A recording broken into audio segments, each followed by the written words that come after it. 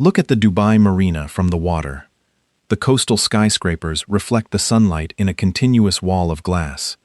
From the Gulf, these towers appear fully sealed, but they stand trapped between two colliding landscapes. The desert drives microscopic dust from the land. The sea carries invisible marine salt from the water. Inside, heavy air conditioning creates a cold, isolated environment.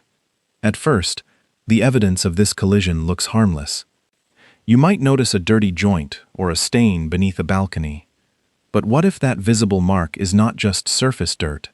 What if it is the final surface clue of a process already moving deeper into the tower?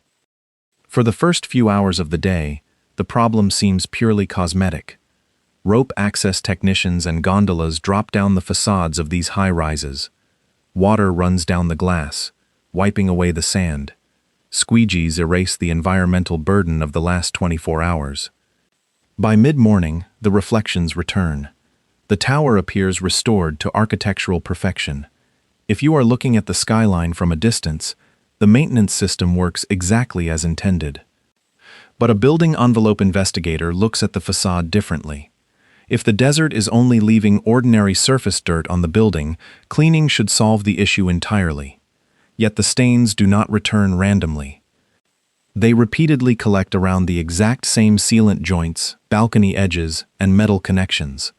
The dark line tracks down the same drainage path. When a stain reappears in the exact same location after every cleaning cycle, it stops being decoration. It becomes evidence. The most obvious suspect covers the entire city. Desert dust creates a constant mechanical tax on every exposed surface in Dubai. It accumulates on horizontal ledges and gathers along the edges of window frames. It coats the exterior glass and increases the baseline cost of facility management. Dust is the visible burden that makes a facade appear older or neglected. It also provides a highly effective camouflage. A layer of desert sand can easily obscure a failing gasket, a hairline crack, or early rust on a metal anchor. When mixed with a slight amount of moisture, it forms a persistent surface paste that grips the building's skin. But dust is only a mechanical attacker. It explains why the tower looks dirty. It explains the massive citywide cleaning budgets. It does not explain the white chemical deposit forming on an aluminum panel. It does not explain rust staining leaking from a concealed structural connection. Dust explains why the tower looks dirty. It does not explain what is arriving from the opposite direction. The Gulf does not need to send a wave crashing into the lobby to attack a skyscraper. Marine exposure happens through the air. Microscopic droplets of seawater evaporate, leaving behind tiny particles of marine salt. The coastal wind picks up this chloride-bearing aerosol and carries it inland. It strikes the facades of buildings situated well above the direct splash zone. Unlike dust, marine salt does not announce its arrival with a yellow haze. It deposits an invisible chemical fingerprint across glass, aluminum, and concrete. The concentration of this deposited chloride depends on the wind speed, distance from the water, and specific building geometry. Chloride is a recognized durability threat to reinforced concrete and exposed metal in marine environments. If it penetrates deep enough, it can attack the protective passive layer around hidden structural reinforcement. But salt alone cannot complete this process. A dry crystal of salt resting on perfectly sealed concrete is relatively harmless. Salt has reached the building, but salt alone does not explain when corrosion begins. The final condition is supplied by the building itself. Outside, the Gulf summer pushes the air temperature past 40 degrees Celsius, heavily loaded with marine humidity. Inside, the air conditioning system maintains a constant 22 degrees. The exterior skin of the skyscraper exists permanently between these two extremes. The air conditioning that makes the tower inhabitable also creates a massive thermal contrast across the facade materials. Heat moves through glass and metal much faster than it moves through concrete. Where cold interior components connect directly to the hot exterior without proper thermal breaks, the exterior surface temperature drops. When the hot and humid outdoor air hits these cooler surfaces, it may reach its dew point. Under these specific conditions, moisture condenses directly on the facade. This can happen at vulnerable details, damaged joints, or air-leaking cavities. Moisture does not attack the concrete directly, but moisture provides the liquid transport path that the deposited chloride needs to move. Humidity is not the attacker carrying the chloride. It is the condition that can help the attack remain active. The facade does not become vulnerable just because one of these attackers is unstoppable. It becomes vulnerable when all three of them converge at a single weak detail. Think of a microscopic failure on the building envelope. It might be a sealant gap that is separated after years of thermal expansion. It might be a blocked drainage channel inside an aluminum frame. Or it could be a highly porous repair patch on a concrete balcony edge. The formula for the attack is highly specific. The desert dust leaves the visible layer on the surface. The marine aerosol supplies the active chemical chloride. The humidity and condensation supply the liquid moisture. But it is the weak detail in the architecture that supplies the path. When these four elements align, the environmental burden stops being a cleaning problem. It transitions into a forensic engineering risk. The facade does not become vulnerable because any one attacker is unstoppable. It becomes vulnerable when all three reach the same detail. Once that transport path is established, the investigation must move past the exterior glass. The camera shifts from the highly reflective surface into the microscopic pore network of the building materials. If the chloride dissolved in the condensation finds a pathway into reinforced concrete, a slow and silent mechanism can begin. Concrete naturally creates a highly alkaline environment that acts as a chemical shield for the embedded steel reinforcement. But as chloride ions travel deeper through the material pores or microcracks, this protective passive layer can eventually be disrupted. Repeated wetting and drying cycles on the facade can further concentrate these chlorides inside the material. If enough chloride reaches the hidden steel and sufficient moisture and oxygen remain available, local corrosion may initiate. This is not a sudden, dramatic event. It is an accumulated exposure over thousands of high-humidity marine cycles. As the concealed steel begins to corrode, the resulting corrosion products expand, taking up significantly more volume than the original metal. This microscopic expansion generates immense internal pressure, pushing outward against the surrounding concrete. Over time, that internal stress may lead to delamination, spalling, or the sudden appearance of a hairline crack on the exterior facade. This creates a terrifying realization for building envelope investigators. By the time a crack becomes visible, the investigator may be looking at the final symptom, not the beginning of the attack. How do engineers detect a process that disappears inside the building long before the facade reveals it? Investigating a coastal skyscraper requires tools that can read the internal condition of the envelope without dismantling it. Engineers cannot rely on visual condition mapping alone because the exterior dust and cosmetic paint hide the true state of the materials. Instead, they must deploy a combination of physical and electrochemical diagnostics across the exterior skin. They extract concrete samples to measure the exact chloride concentration at different depth profiles. Electrical resistivity measurements help determine how easily moisture and ions can move through that specific section of the structure. Cover meters confirm if the steel reinforcement was placed with enough protective concrete during construction. Delamination surveys use acoustic methods to find hollow areas where the internal pressure has already separated the layers. Infrared thermography can identify hidden moisture accumulation or severe thermal bridging. But no single instrument or chemical stain provides a complete diagnosis. The forensic investigator must combine the geographic orientation, the local wind exposure, the moisture availability, and the electrochemical indicators. They must track how these highly localized variables change over time across thousands of square meters of facade. The investigator is not only searching for damage, the investigator is searching for the conditions that allow damage to begin. This forensic reality exposes the absolute limitation of the daily maintenance routine. For the luxury real estate market, washing the facade solves the immediate visual crisis. Cleaning restores the highly marketed reflective appearance of the tower, preserving the premium image of the skyline. It washes away the loose desert dust and removes some of the freshly deposited marine salts from the smooth glass. It clears the joints and frames, making it easier for rope access technicians to conduct their visual inspections. But cleaning cannot automatically replace a failed weather sealant that has lost its elasticity. A squeegee cannot extract chloride that has already penetrated the concrete pore network.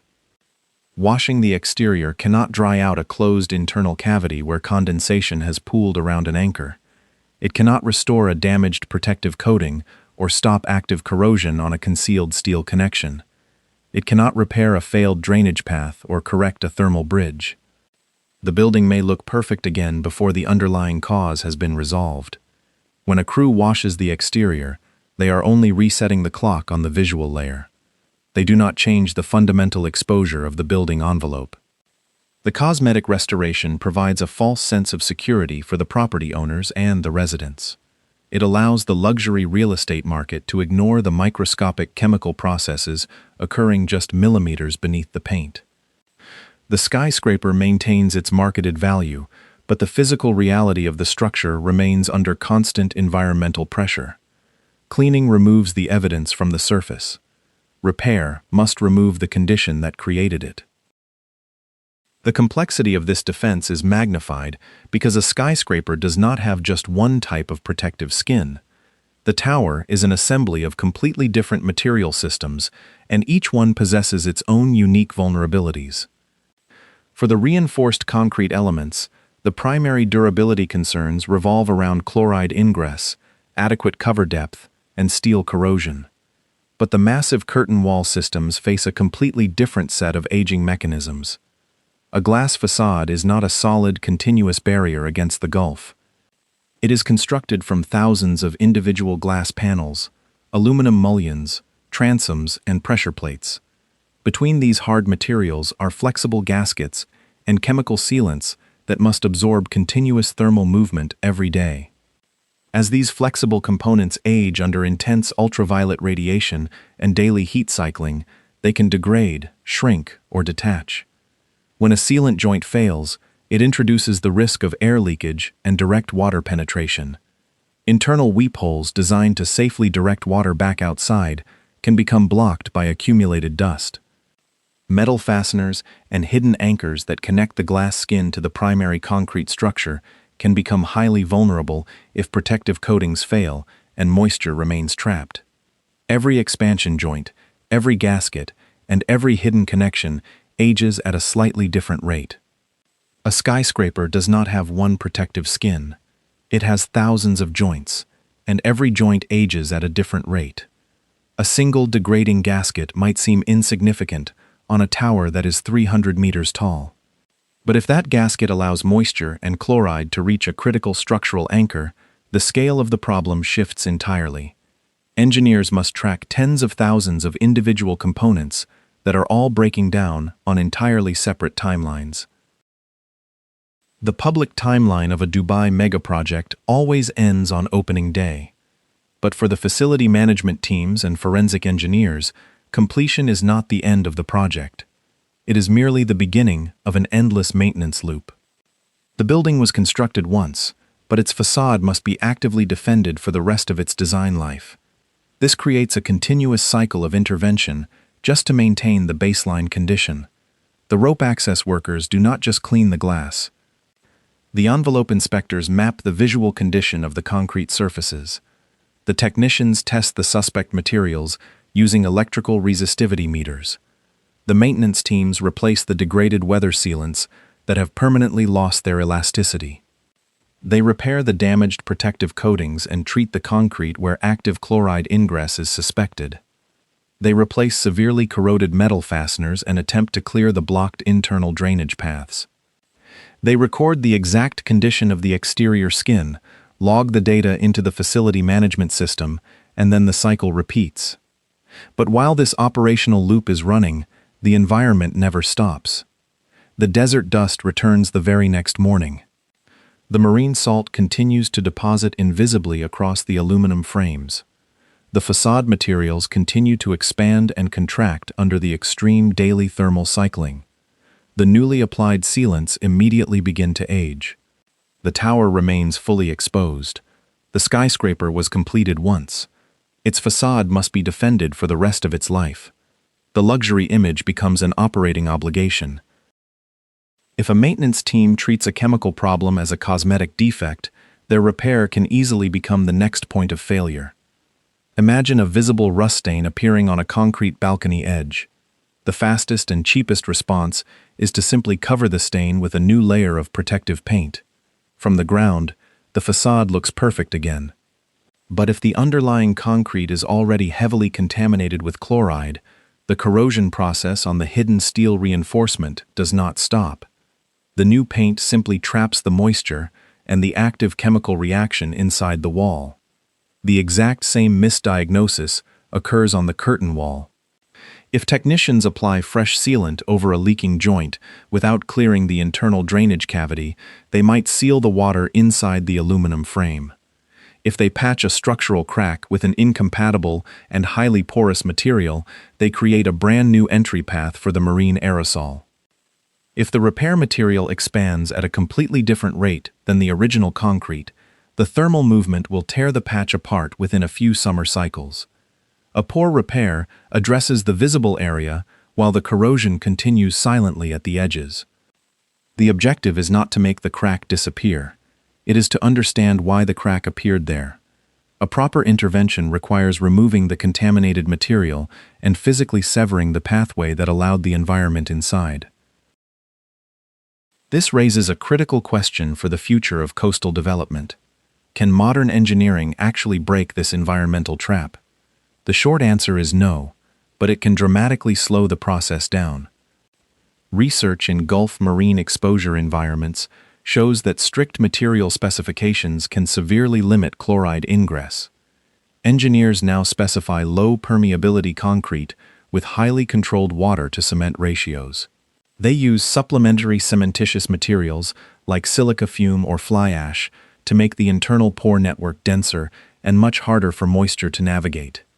They enforce strict minimum concrete cover depths, ensuring that the physical barrier between the outside air and the internal steel is thick enough to delay the attack for decades. Where justified by extreme exposure, they deploy corrosion-resistant reinforcement or apply advanced protective surface coatings directly to the steel. For the glass envelope, facade designers specify highly durable structural silicones and pressure-equalized joints. They integrate comprehensive moisture management systems and enforce rigorous thermal bridge controls to prevent internal condensation. They design accessible inspection details, allowing future maintenance teams to monitor vulnerable connections without breaking the facade apart. But all of these engineering strategies share one absolute limitation. Their performance depends entirely on the initial construction quality and the strict adherence to maintenance throughout the service life of the tower. Engineering cannot remove the Gulf or stop the desert. It can only make the path into the building longer, slower, and easier to detect. Engineers buy time, and the maintenance teams use that time to keep the structure intact. The battle for the building envelope is fought in 24-hour cycles. At dawn, the freshly washed facade appears clean and reflects the light perfectly. By mid-morning, the desert wind picks up, and the microscopic dust begins to settle on the horizontal ledges and joints. At midday, the extreme thermal load hits the tower, forcing the glass, aluminum, and concrete to expand at completely different rates. By the afternoon, the marine air pushes over the coastline, depositing a fresh layer of chloride-bearing aerosol. Into the evening, the heavy air conditioning continues to cool the interior surfaces, maintaining the severe temperature contrast across the skin. Throughout the night, high humidity conditions persist, providing the moisture needed to keep any hidden chemical reactions active. And the next morning, the cleaning gondolas drop down the side of the tower, and the cycle begins again. Nothing dramatic has to happen for this environment to degrade a building. The environmental burden of the Gulf is expensive precisely because it is slow, repetitive, and distributed across thousands of small details. It is an incredibly relentless mechanism that is terrifyingly easy to mistake for ordinary architectural aging. Dubai's coastal skyscrapers survive because structural engineers anticipate the severe exposure, material scientists design barriers to slow the penetration, and dedicated maintenance teams intervene long before the visible aging becomes unacceptable. The absolute perfection of this skyline is not a permanent property of the glass and concrete. It is an outcome continuously recreated through cleaning, inspection, testing, repair, monitoring, and replacement. If that system stops, the desert and the sea will simply reclaim the architecture. Dubai's coastal skyline does not remain perfect because salt, dust, and humidity cannot reach it. It remains perfect because an invisible maintenance system keeps fighting them, joint by joint, floor by floor, year after year. This constant vigilance is the true cost of building a vertical city on the edge of the Gulf. This documentary discusses general building envelope behavior and materials durability mechanisms in coastal environments. It does not claim that every Dubai coastal skyscraper is currently damaged or structurally compromised. Generic repair or corrosion footage is used for illustrative purposes unless a specific location is explicitly verified. Actual facade performance varies significantly according to the specific design, materials, construction quality, microclimate exposure, and long-term maintenance.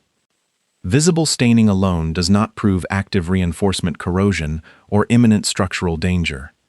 This content is for educational and analytical purposes and does not replace professional engineering assessments. Would you prefer to live in a fully sealed glass skyscraper or a building designed to breathe with the coastal environment? Let us know your thoughts in the comments below. If you want to understand more of the hidden engineering that keeps extreme cities functioning, subscribe to the channel.